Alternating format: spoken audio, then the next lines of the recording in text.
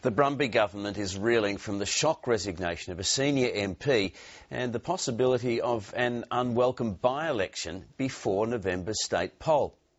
Craig Langdon is the member for Ivanhoe and the government whip in the lower house.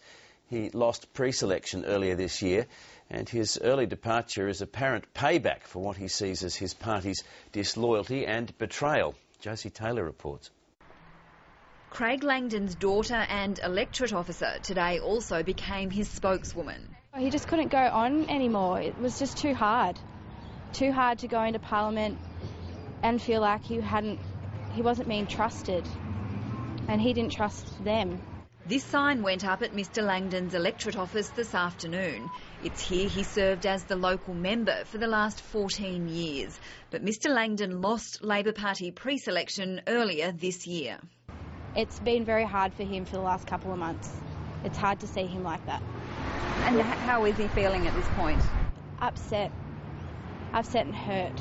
And the government whip is going down fighting. He issued a statement saying a number of my colleagues undertook offensive acts of disloyalty and betrayal.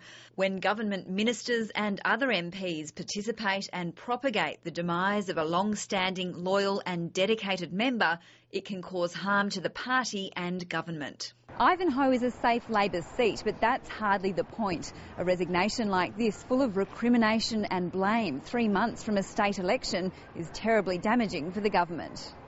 Mr Langdon clearly thought his resignation would spark a by-election, according to this letter he wrote to local residents. That would cost hundreds of thousands of dollars.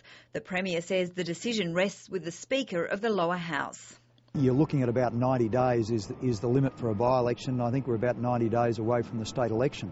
He said he hadn't spoken to Mr Langdon. He's clearly walking away from John Brumby. He's sending a message to John Brumby. Craig Langdon is yet to comment. His daughter says he needs a holiday. Josie Taylor, ABC News, Melbourne.